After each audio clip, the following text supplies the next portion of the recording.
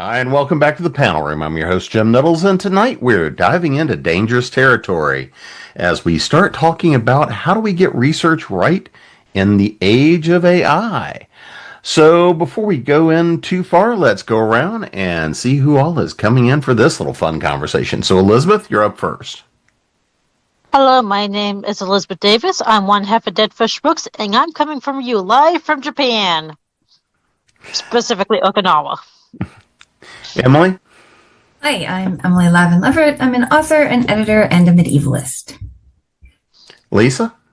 Hi, I'm Lisa Macklem. I'm a legal scholar coming to you from Canada, where it's very smoky right now. And Bob, which exotic part of Possum Country are you coming to us from? Balmy Montgomery, Alabama area, and I'm an author best known for writing a series of books about a redneck wizard. And Omi, my lizard man costume. That's neither here nor there. So when we look at how much things really, I would say, have changed for all of us in the last couple of years, when we look at how generative AI really has come into and become endemic to literally everything we're doing every day, it's when we look at the tools that as writers we frequently use, search engines, literally it's now baked into everything we've got. And, for good, for bad, for ugly, we can all talk about both the ethical issues that come along with how the LLMs have been trained, all of that. I don't necessarily want to go down that path tonight. What I'm more looking at is how has AI really kind of changed this landscape, and how do we go about really making sure that the work we include, right? If we're pulling in, doing research, all the kind of good stuff. Google was already questionable to start with, as was Wikipedia. Now, when we have systems that are largely trained on Twitter and Facebook, how do we go beyond it to know and start quantifying the research that we're doing? Especially as we'll probably talk a little bit about this as well, how search engines are changing, all of this stuff as well. So, Elizabeth, I'm going to start with you on this question. How has AI changed kind of your world as a writer in general?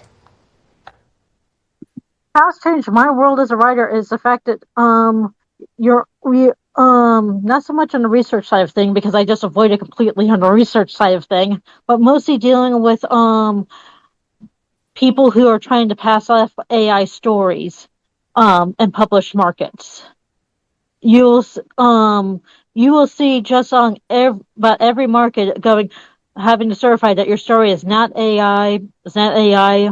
We had some big name markets have to close down for a while because they were getting inundated with AI stories.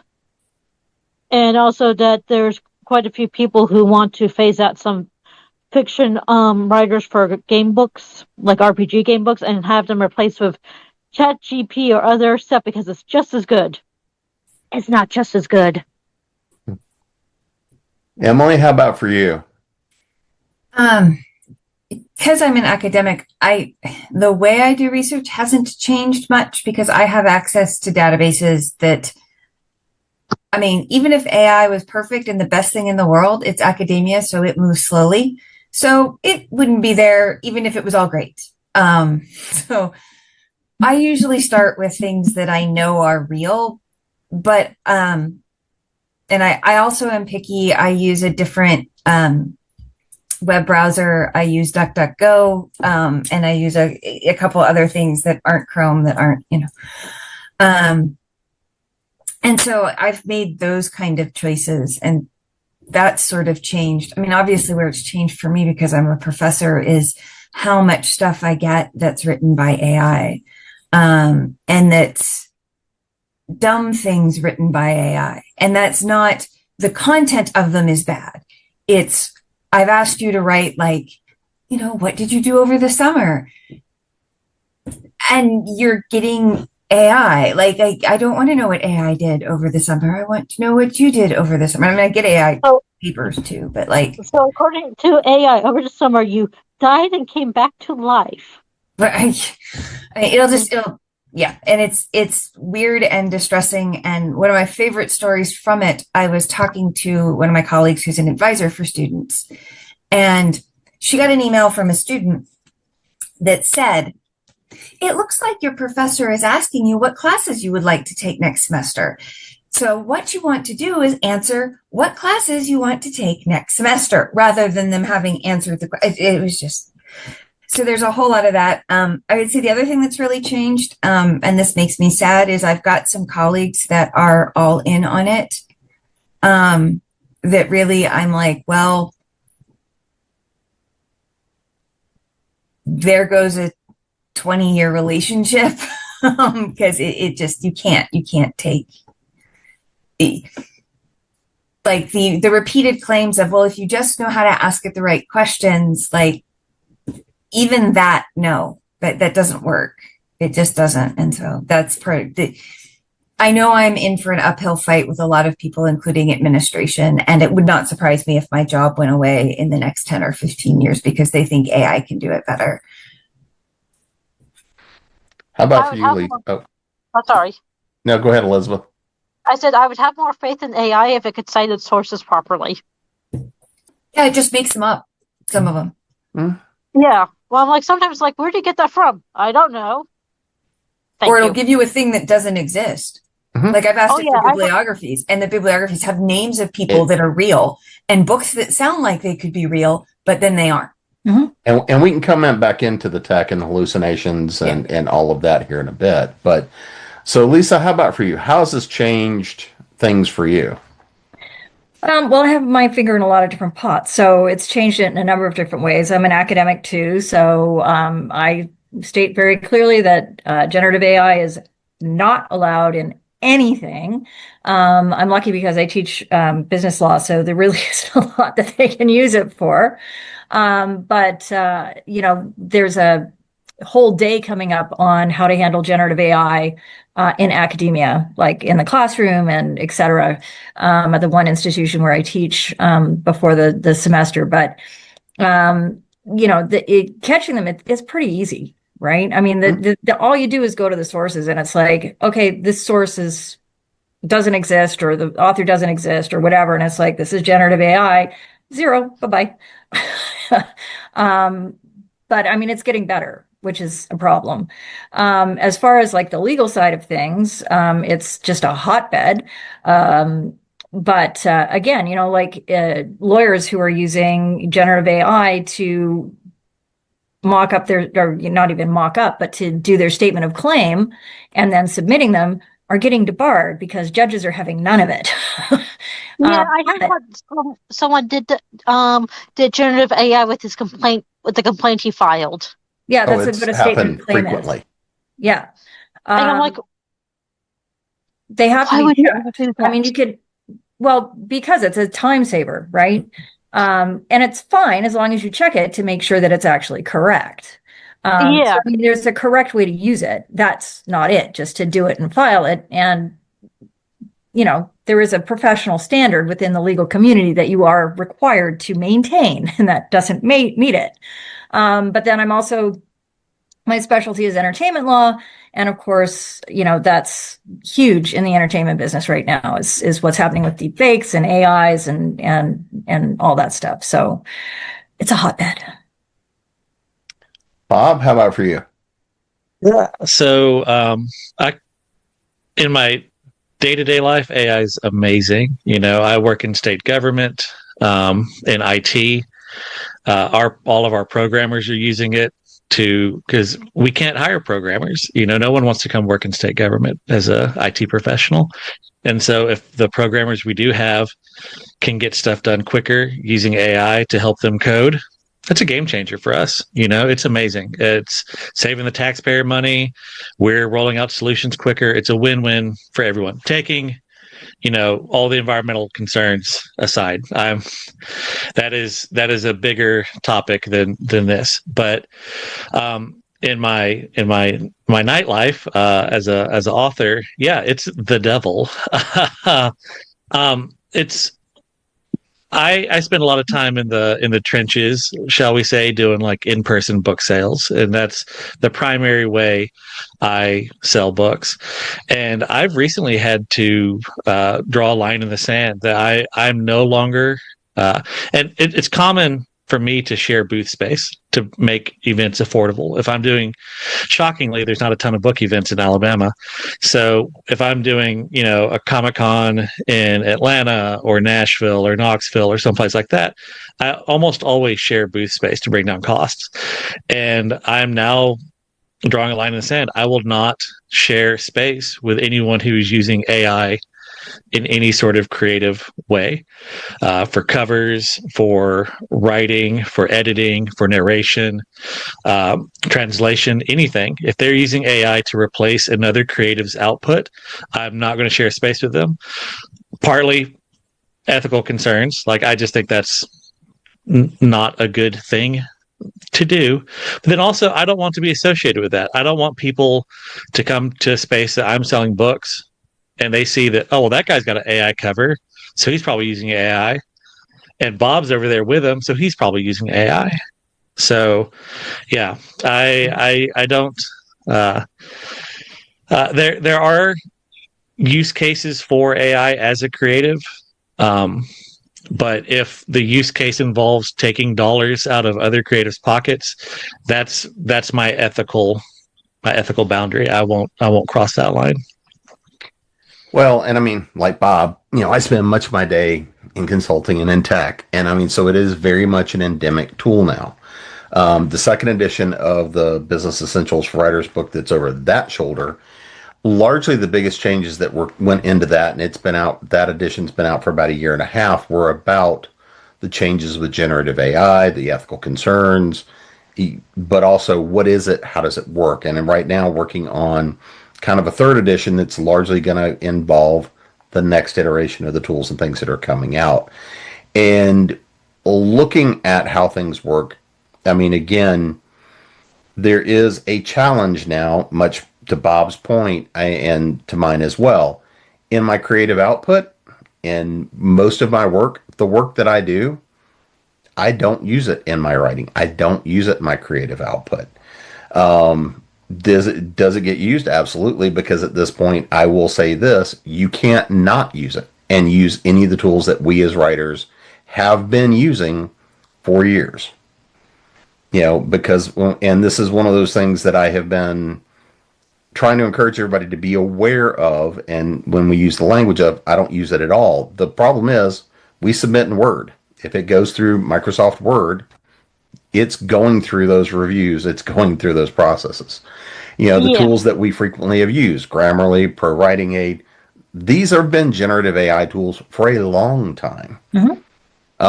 When we look at artwork, covers, everything else, even the tools that artists typically would use, the Adobes and everything else, many of those tools are now, have a lot of AI components to them, no matter what you're doing. And it's an awareness situation of what are the tools that we use as creatives. And largely what I want to talk about is the research side of it, because for tonight, I mean, not necessarily, because if anybody wants to know my opinions on the ethical considerations and issues, there's hundreds of hours of that out there by this point in time for all the interviews and stuff I've done. And I think you guys largely would share those same kinds of opinions. I mean, it's now a factor of it's endemic. But when we look at the kinds of research that we typically do, we're almost back to if you use the phrase, I'm not going to use AI in my research, your option is to do what Emily does, which is go to limited databases, which, by the way, are also starting to be much more driven by AI. Kind of AI, yeah. You're going to the bookcases behind Lisa. We're going back, 20, 25 years, because the search engines and many of the online tools and things that we use on a daily basis are now being written and populated by these generative AI tools. And part of the reason I think that it was important to do this is to talk about, be aware that it can hallucinate. It's not necessarily going to be accurate. Frequently when we've done these kinds of shows in the past, or I've done panels at different conventions, we've done all these different things. It's, oh yeah, well, I Google this, I pull this, I do this, I do this.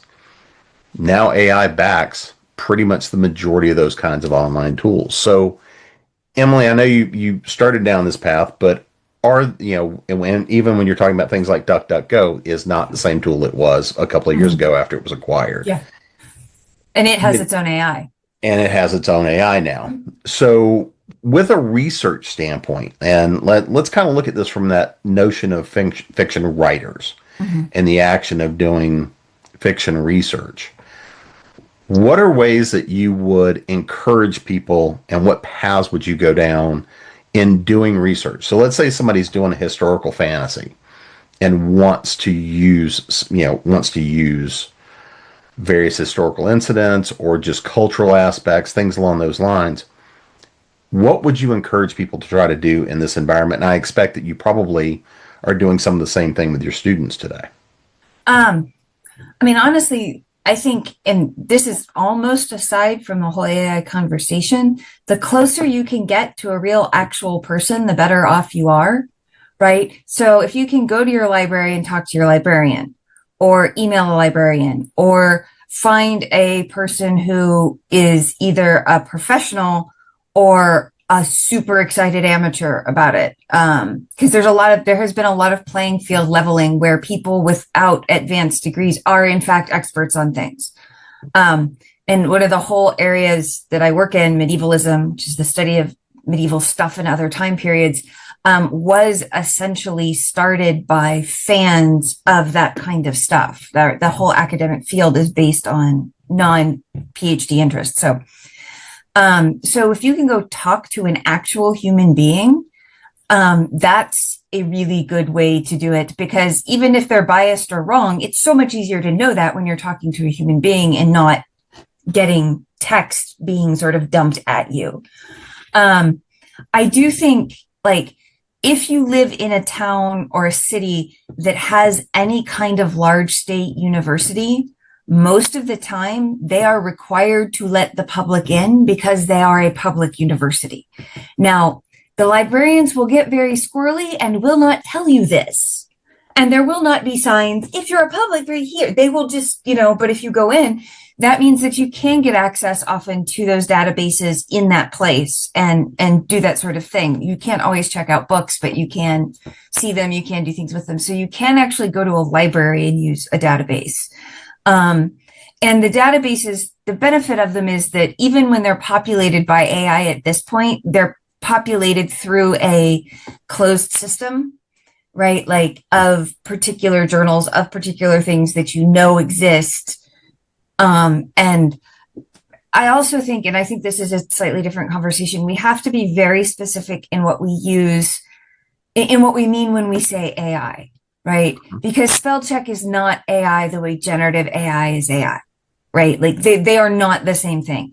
Even in databases that use generative AI, that's not the same. I would tell people, find people who know about or love the subject, and ask them either by, picking up a book of theirs or reading their blogs or emailing them and talking to them or, stalking them at a con or whatever, can be really super useful. I think we have over time mystified the academic process. And so people are like, I don't know how to do it. You just walk in and ask a librarian, they're magicians. They don't necessarily know anything, but they know how to find out everything. And if you're like, how do you find out this? And they're like, oh my God, I don't know. And then they get all excited and do it. And you've got 18 books and you're like, I just wanted a name, but okay, sure. So that's, it's easier than you think and less complicated than you think. If you want a really, really simple way, it'll have AI, but start with Google Scholar. That's one of the simplest, easiest places to start because at least it has some filters. So, Lisa, how about for you? If you were recommending somebody trying to go without using AI or reducing it? Yeah, I will echo a lot of what Emily said. I've also taught research methods. So I encourage them to talk to the librarians. It's CSI library for them. Like, I just tell my students, you will never see anybody more excited than a librarian when you give them a question they cannot answer. They are like on it, like a dog on a bone. That's what they live for. I mean, think about it. That's like the interesting part of the day. Otherwise, they're just shelving books, right? They're not. That's just what I tell my students. But so that's like one of the things, talk to people. I've told my students, and this is like not anything new I'm telling my students, right? Is talk to people, talk to other professors, talk to experts in the field. If you call somebody up and they're an expert in something, that's like gold, right? Like, I mean, honestly, ask me anything about copyright, and you won't be able to shut me up. Ask me anything about horses. You can't shut me up. Graphic novels. You can't shut me up. Right. People are a great resource. Most of my research these days is legal research. But it's sort of the same thing, right? Like, go to the primary source. Like, I can go and actually look at court documents, at decisions and things like that. Right. Databases, as Emily was saying, I mean, that's an algorithm. They're still running off of, what Google used to run off of when they gave you useful information, as opposed to now.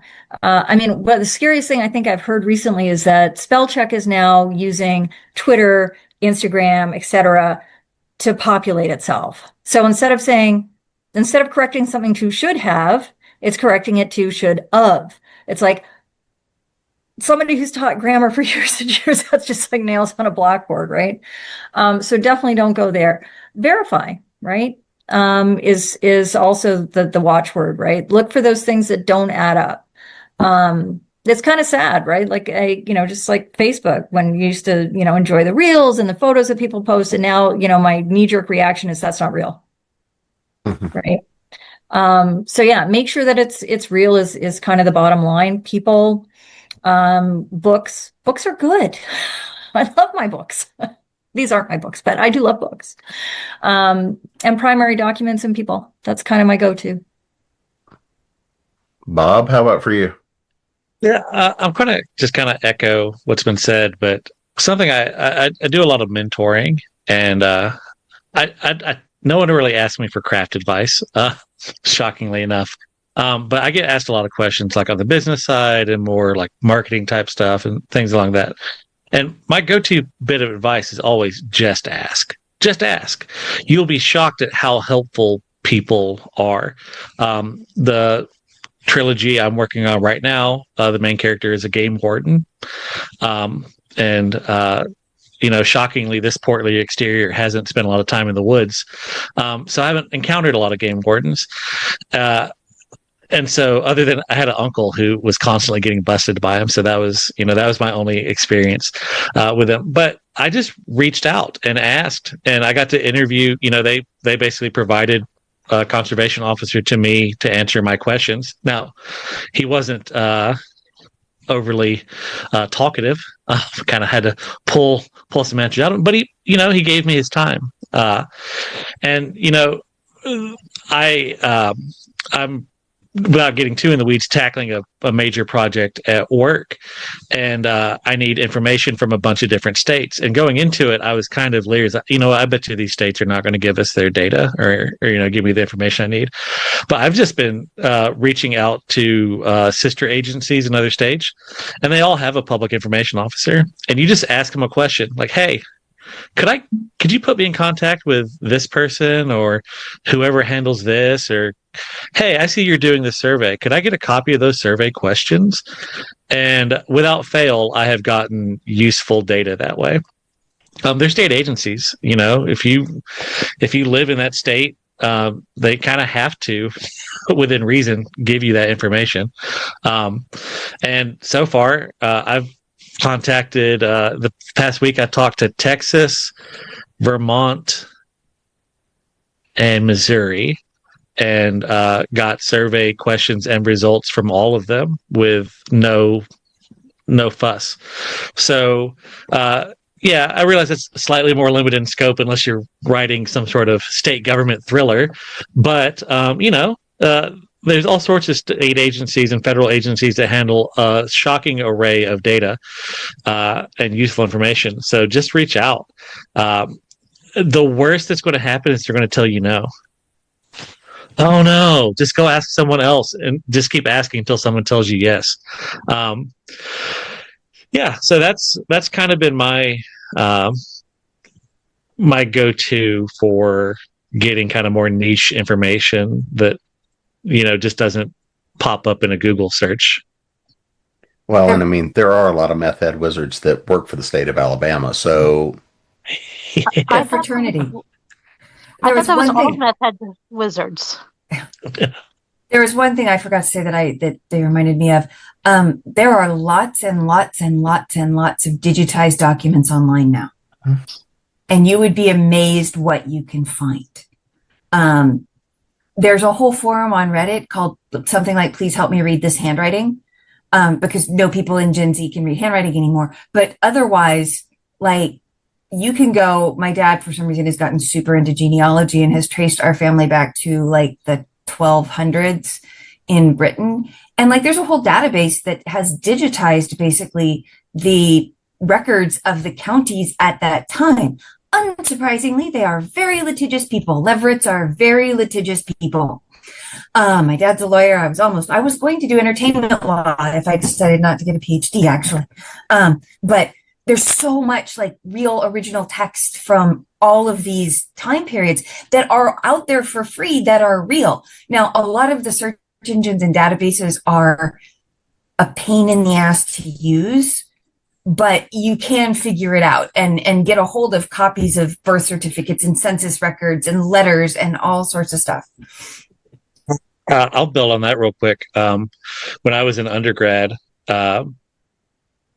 very long story short, I wound up in a library going through microfilm, you know, and discovered weirdly that Pike County, Alabama, we were doing a study on chattel records, and chattel records are just record of stuff that people owned, essentially. And we were shocked at like 1 in 4 people owned a waffle iron in the 1830s. Okay. Who knew that waffle irons were that popular in the 1830s? I'm going to use that in a book at some point. I promise you.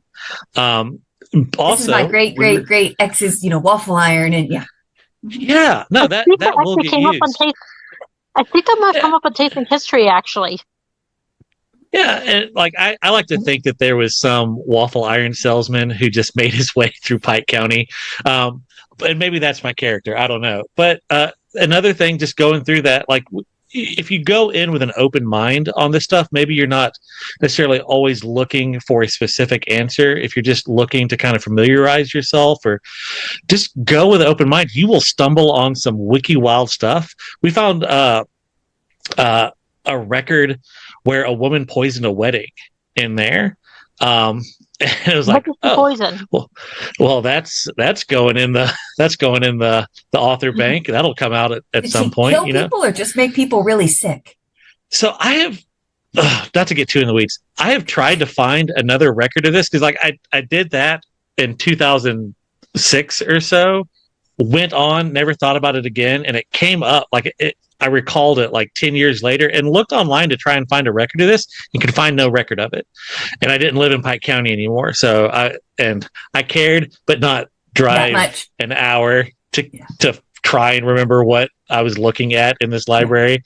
But that may have been digitized by this point. That's actually happened. That's actually happened twice in recent history. That's been in the news where some woman has killed an entire dinner party with poison mushrooms. There's one in Australia. Yeah, and there's one recent one. Mm-hmm. Yep. Yeah, there's another fun fact.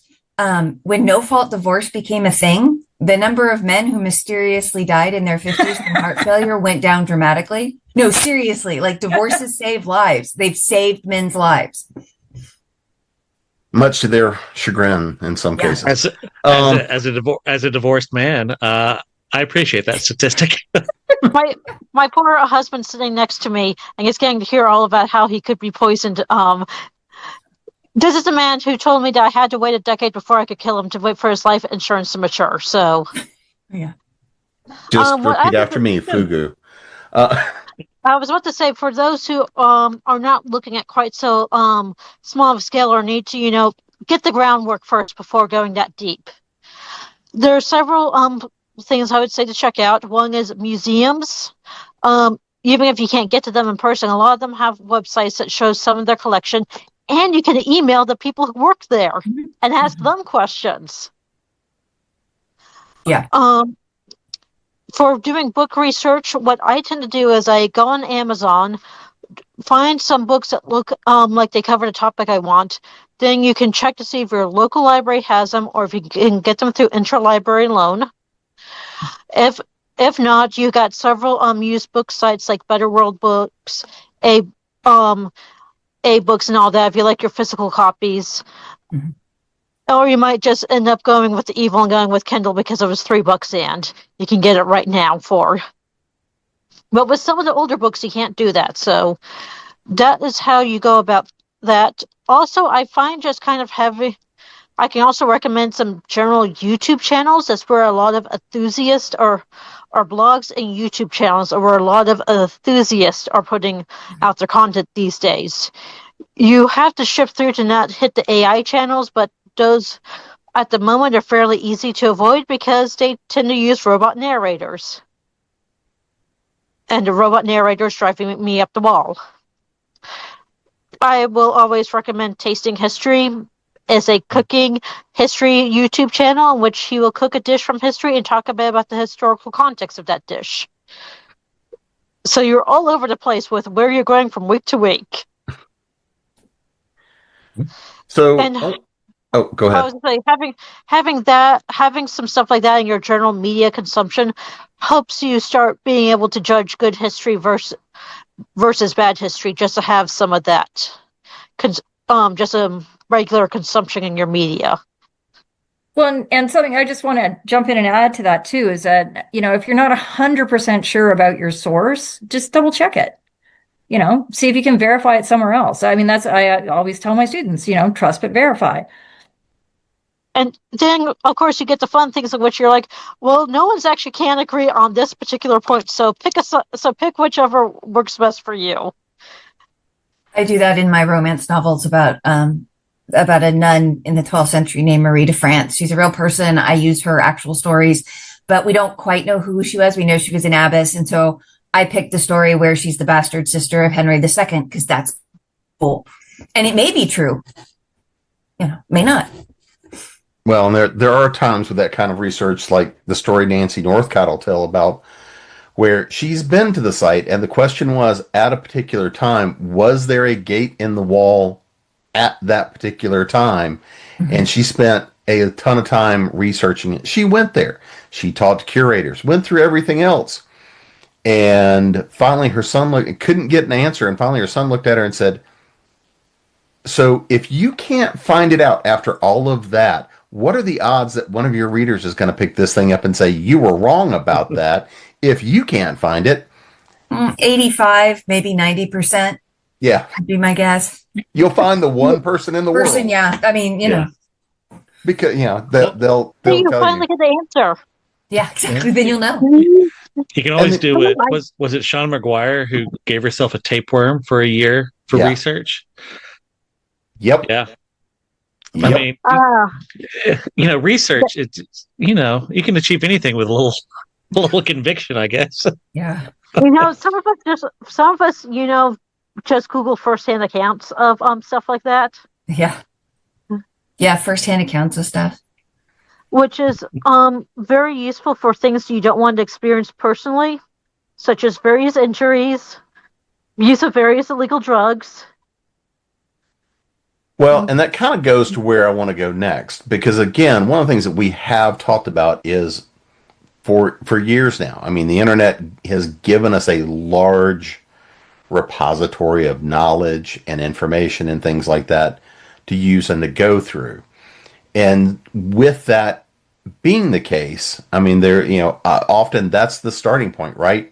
Go to Google it, go to start looking it up, go and looking and trying to do the research to then figure out where you're going to go to next. Because often what we run into is, I don't know the question to ask. I have an idea where I want to go.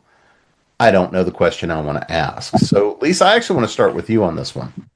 So, with that notion of the additional layering and AI coming in, the fact that, in fact, if we look at some of the newest browsers, we're getting to the point now where we won't be taken to websites. We'll just be given a summary, and maybe if we're lucky, we'll find out what that source was to then get to it to look at the original source. What are some of the ways that the world of AI has changed how you look at doing online research, and what would you recommend that people do to try to help make sure that they're getting good information?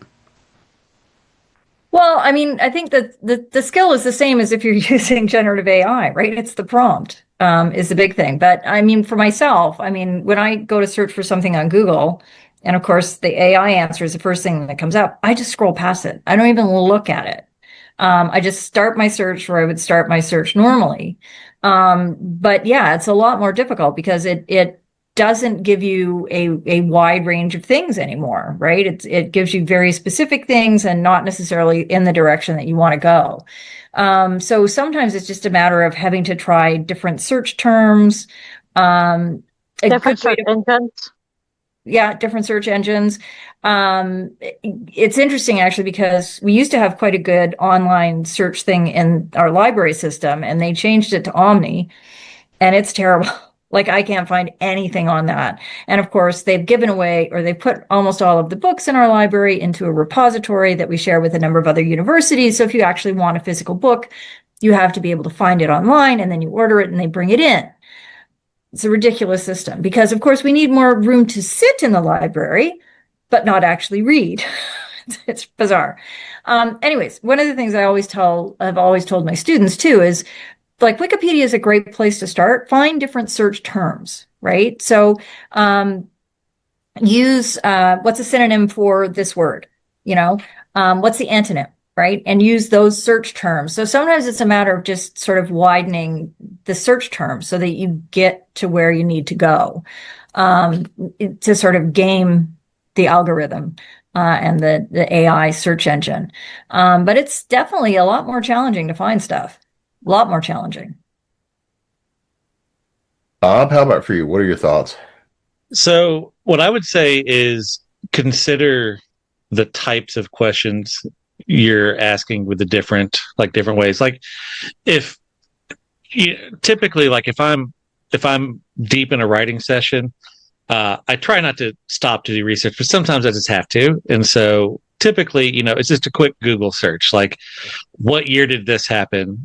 Something like that. But occasionally if it's something more complex, I'll pop over to ChatGPT or something like that. But it's the types of questions. So, like, if I'm going, like, I'll tell you the specific last example I used. I have a situation where there's a group of kayakers who have left to go kayaking, and one person gets started 3 hours later, like 120 miles away. How quickly could person B reasonably catch up with the first group if the first group is going slow, basically? And your boy doesn't do math. If the train leaves the station at 6 a.m. Exactly. It's fantastic at word problems like that. That to me is like, if it was left to me to do the math on that, it just wouldn't get done, because I write books so I don't have to do math. Okay, like, math is my nemesis. So those are the types of questions there where it's kind of like a complex kind of logical problem where it's not having to go, pull research from different places and, I can't find that, so let's just make something up. So that's kind of how I tend to use it for research.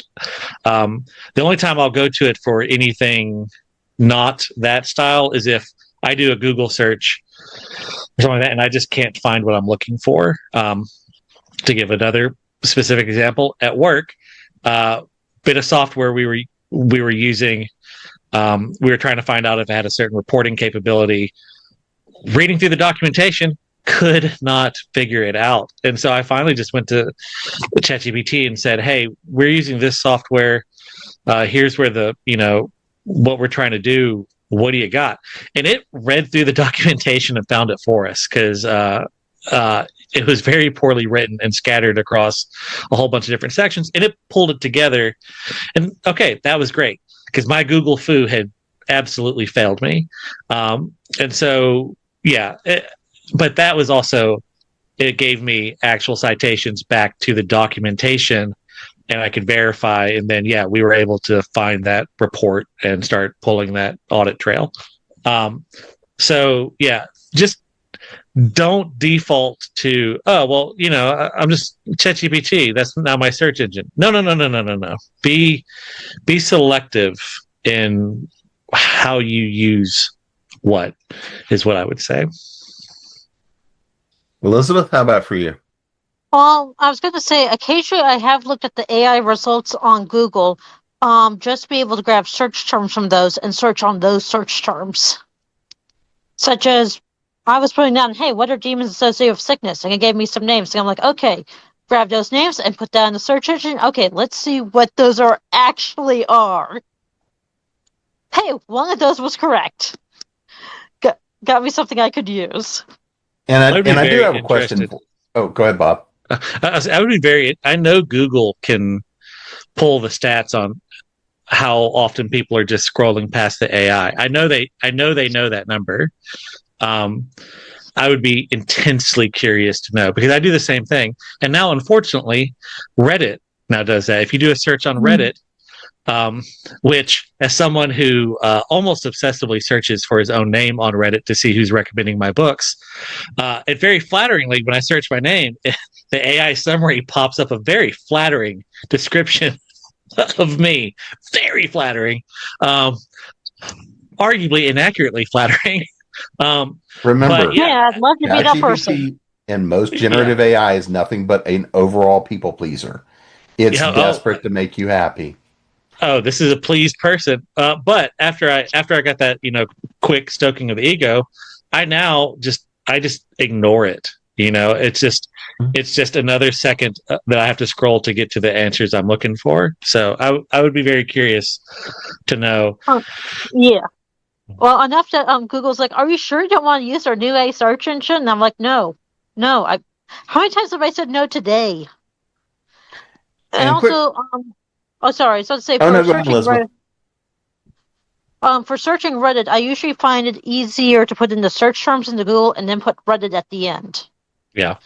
And have it crawl Reddit for me that way. And it doesn't do the AI thing as much. I also now at this point, as much as I remember, I forget what it's called, the Konami 64 or whatever version of Google. It's just the search that they strip all the ads and everything out of your Google searches.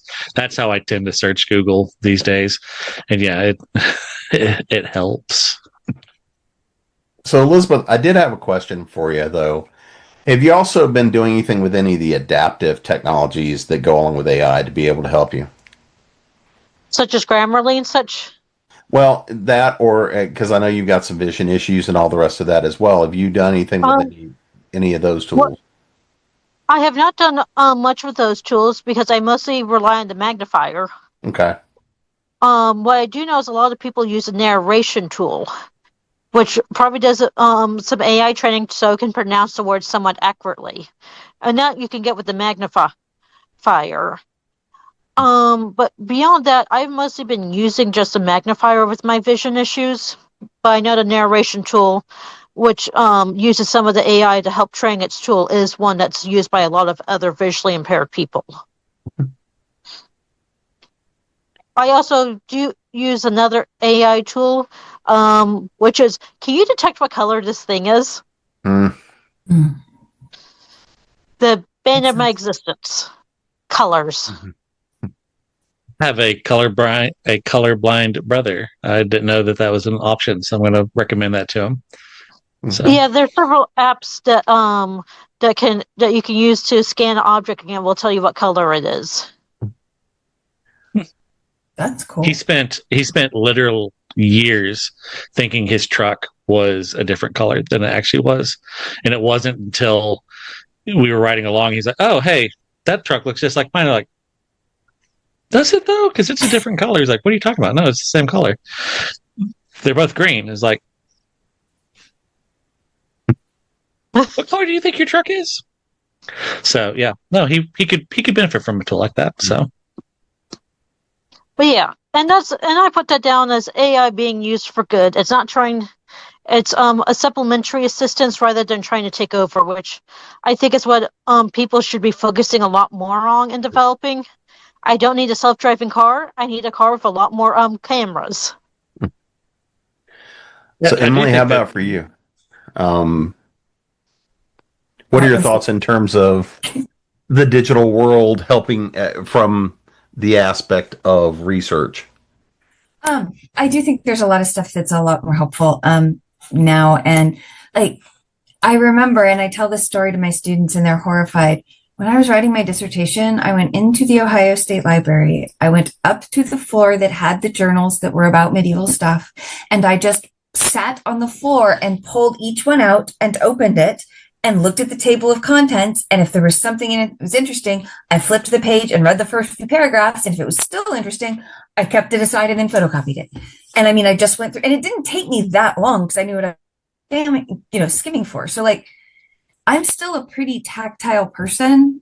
Like we just, my writing partner and I are writing the last book in our series. Again, I don't want to talk about how much I've written it, but we printed it out like old school and went at it with a pen, each of us. And that helped us so much. So while there is a lot good in AI, and it's going to be one of the things I'm going to use to combat AI this semester, we are going to do a lot of handwriting in my class. Like, I don't care if I can't read it. That's cool. Like, but I want to see you connect your brain to your hand and put the words on the page, and that will help you. So yeah, the internet is so weird because we've got so much access to stuff, and AI just blocks that in so many ways. And it's bizarre because yeah, it tells you what it thinks you want to hear, and it will tell you what it thinks will get you to stay. And that's a very bad idea if you're looking for therapy. It's a fine idea if you're looking for chicken noodle soup, right? Like, oh, I would like a recipe that doesn't have celery in it because I don't like celery.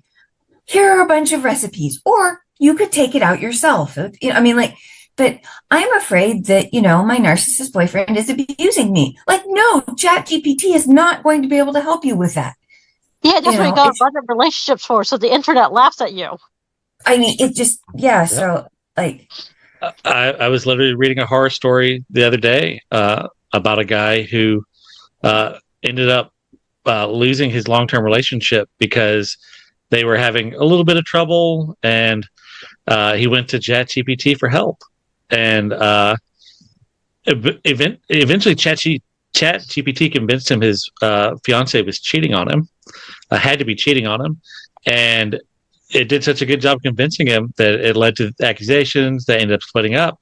And he actually went in after the fact and was like asking, why did you, how did we get here? And it's like, well, and it's typical in like romance dramas that distance, the common cause for distance in a relationship is an affair. So that's why it was like, it was not based on anything. Nothing psychological. It was pulling it from drama. Mm-hmm. and his reactions were probably strongest to those types of things, so it kept feeding him those things that would give him those reactions. Yeah. And it was and it's only going to get worse. I know a woman, it's not I don't think it's in America, I think it's in the UK or Europe, that is suing some chat AI because it convinced her husband to kill himself, and he did. Mm-hmm. And like, there's a number of things going on right now around people trying to use generative AI for therapy and other things as well. I mean, fundamentally, I think everybody needs to remember that generative AI at this point is barely a toddler in terms of the technology. Yeah, I mean, it's not actually intelligent because it's not creating new knowledge. Mm-hmm. It's not taking the final steps that we take, and it doesn't have an ethical system. Mm-hmm. and it's not flexible. That's the other problem, is it's not particularly flexible, and it's trained on a bunch of junk. Like, if you look at my eating habits, no one is like, I am stunned that she cannot run marathons. So like, look at what ChatGPT ate. Are we surprised what comes out the other end? So people have been talking about trying to keep the work from being used by various AIs. Mm-hmm. This popped up on Archive of Our Own fan fiction site and with Google Docs, and I've been like, no, I don't have a problem with that. And they're like, you don't have a problem with your work being used to train AI? I'm like, I'm making AI actively worse. Yeah, I mean, like that's also part of it. Is it's like, yeah. Baffling. And I mean, I am interested to see what happens to it in the legal world. Like, when those cases start to actually really hit the courts and see what happens. And, you know, some of them already have. Yeah, I was gonna say. And the first few cases of I want a divorce because I'm tired of being second to my husband's AI girlfriend.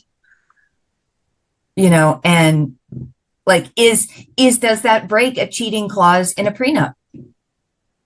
Like, well, that depends on how the cheating clause is written in a prenup. Right. But I mean, like, very clearly, if you went, well, you know, but it's not it's not alive. And if it's not alive, it doesn't count. But on the other hand, if the guy, say, had sex with an animal, that would probably count well enough.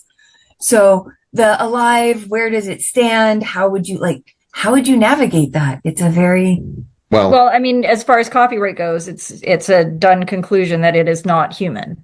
And therefore, copyright does not apply. Right. But I mean, as far as like a prenup like that goes, then it would boil down to what qualifies as cheating, and that's the line that they would be arguing, right? Yeah. So, is emotional cheating enough?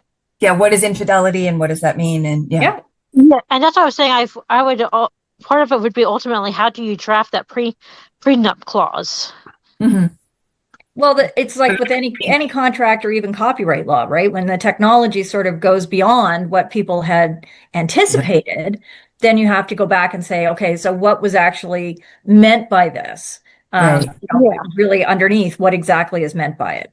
Yeah. Well, laws and systems are always slower than technology. They're always, they are by definition behind it. And so you have to wait until I was really pleased with the SAG-AFTRA and the writers' strikes, and both of those actually being effective in keeping AI out of, and contractually, you know, I think that's all really interesting. And I'm also following the football NIL, like licensing your image thing, because I think that's going to be super interesting too. Well, and I mean, I think Lisa, to your point, because actually at DragonCon, that'll be one of the workshops that I'm teaching is on intellectual property. We're doing both. I'm doing both a workshop, and we'll also be doing an IP panel again that Bob is going to be sucked in on, if I remember correctly. Me? Yeah. Maybe. Yeah, you're going to be on the IP, and I'm kind of questioning that now, but. Yeah, we're going to be talking about IP protections and creativity and whatnot. But yes, if it is created by generative AI, no, it's not protected. It's not yours. And, you know, that's going to be, I think, an interesting set of cases going forward, especially much like in technology. It's not just copyrights. It's going to be, you know, it's going to be an interesting question going forward. So, We've kind of hit a lot of the areas around, you know, research, where we stand in 2025, but there's still a lot of stuff we haven't touched on. So I want to kind of give everybody that chance of what's something that is, you know, sitting with you that you think we need to talk about that's relevant to this. And Lisa, I'll throw this to you first. But I think that it is important to know. And I do have one kind of a bonus question after this, especially for our administrator or for our academics here, just because I feel like stirring up shit on a Tuesday night. But Lisa, what's something morning? I have stuff to get to. Yeah. So Lisa, what's something we haven't touched on? Well, I mean, you sort of set the parameters at the beginning.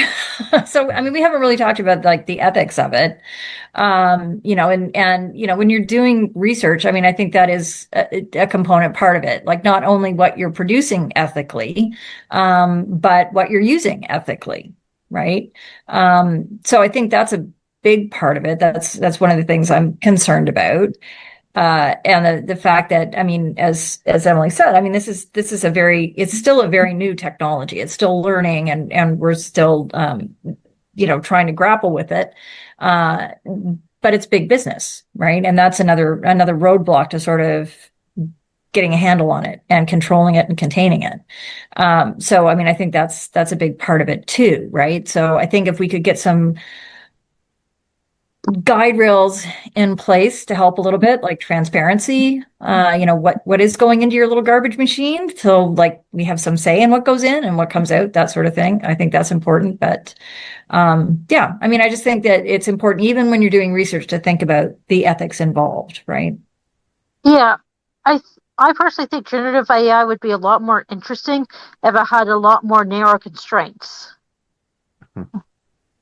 Such as, hey, what happens if we made an image AI that we trained only on medieval marginalia? What sort of atrocities would it make? Yeah. So, Emily, what about for you? What's something we haven't touched on? One of the things that troubles me about AI is people using it to avoid doing the thing that they're making. Like, if you are making art, if you are writing a book, you cannot avoid the writing part and call yourself writing a book. I mean, having published several novels, you absolutely can avoid the writing part and call yourself a novelist and but like that's the thing that, and it's always been the thing that's bothered me about plagiarism, about that sort of stuff. And especially when I think about teaching, is like, it's not that it's bad that you're finding an answer, right? What's bad is that you are not getting the answer. You are not doing the thing. You are having your brain and the synapses fire and that process. And so you're skipping the learning. Which means you're literally wasting tens of thousands, possibly hundreds of thousands of dollars if this is in an academic setting, but you are not putting in place those things that are not nice to have, but that are necessary to have to function in a world with other people, right? If you cannot think through logically, if you cannot read or hear or see and digest and understand and restate and think about and give opinions on, you cannot function in a society, let alone a democracy, let alone where people are expecting you to like pull your weight and have some value to the world. Like, it's that for the first time, AI is really sidestepping all of the human mind processes in a way that is deeply, deeply infantilizing for the people that are doing it. And in 50 years, and the way everything's going, I will be long dead. So, get down with your bad selves, Gen X. But what are you going to do when people don't understand and cannot actually functionally say, perform surgery? Because they no longer have the intellectual capacity to do that, because they haven't tried to have the intellectual capacity to do anything but be a passive receptacle. And that's what really fundamentally worries me about it, is that these are not things that, you can sidestep. It's not even like, it's a calculator, I've got to multiply two 15-digit numbers. No, it's not even that. It's no, you are replacing thought. And so once you're done, not only won't you, but you can't tell me whether or not it was good or not, because you don't understand what good means. Yeah. When I mentor authors, and just a lot of the panels I've been on, and like this ain't a Bob original, to be very clear. I mean, we tell people all the time, ideas don't matter. They don't. Like, execution is what matters. And I think people who aren't authors, they don't realize that. They think the idea is what matters. I came up with this really great idea. That's what makes me an author. I don't need to write it. The AI will take care of that, because that's not the important part. When in actuality, the idea doesn't matter a fart in the wind. It just doesn't. Because you can take the most amazing idea, and if you don't execute it, you don't have anything, And so, yeah, I absolutely agree. And I think it's the mark of why we see so many people coming into the author space thinking, oh, well, I am an author. Yes, I'm using AI to write it, but I'm an author, because they think the idea is what makes you the author, not the execution. Tell them they don't get copyright. Copyright attaches when an original idea is fixed in a tangible medium. Ideas are not covered by copyright.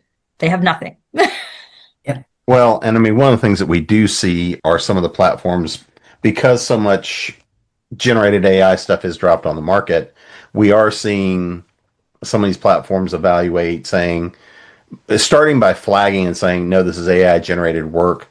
But there's a lot of discussion about, if it is AI generated work, what you can charge for it, or can you even keep it on the platforms, things along those lines. Because no, storing that, even though it's not a lot of cost, storing that, storing the cover image, storing the document and all of that on Amazon and making it available for sale, and then clogging up the system for what is generally going to be subpar work, it screws up their business model. And that's ultimately the case.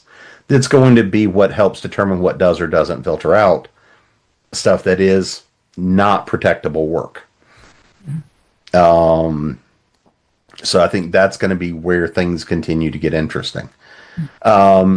But before we get out of here, let's make sure everybody knows where to find you guys. Website, social media, that latest thing that they need to pick up, or just whatever. So Elizabeth, you're up first. Hello, I'm Elizabeth Davis. You can find me at deadfishbooks.com. And you can, at this moment, especially find me in the Dead Fish Books Instagram, because that's where all my vacation photos are. Emily? You can find me at emilyleverett.com or emilylavinleverett.com. I have a super, especially if you throw my middle name in, super, super unique name. So I am not hard to find on the web. Summer's Regent, the fourth book in my Icefog Chronicles, about a human changeling that goes to fairy and finds out that she's a fairy princess. The fourth book of that is out, and the fifth one we are currently beating with a hammer, and will be out next year at some point, even if it kills us, which it might. And very shortly, the fourth book in my Wolf and the Nun series, which is a historical paranormal romance about a medieval nun and a werewolf that fight demons together. The fourth book in that, which is the last one in the arc, will be out sometime before the end of the year. And if you're interested, I also write on Terry Pratchett, and I write on Neil Gaiman, not anymore, but I used to, a scholarship, and you can find that on my website as well. Bob? Yeah, talesbybob.com. I do books, I do podcasts, I do indie game design, I run a small nonprofit, I do a little bit of everything. Talesbybob.com will take you to all that, where you can buy Redneck Wizard books, listen to subpar podcasts, and find indie RPGs to get you through the night. So, Lisa? Lisa Macklem on LinkedIn, Dean Girl 1 on Blue Sky, and where else am I? Instagram and fanfiction.net. And I have a chapter and a book on intellectual property futures coming out. My chapter is Public Interest, Human Rights, and Copyright, The Road Less Traveled. And you can find me at jamespnettles.com, authoressentialsworkshops.com, creatingpros.com, and of course here at ConTinual. And we will see you again soon. Happy researching.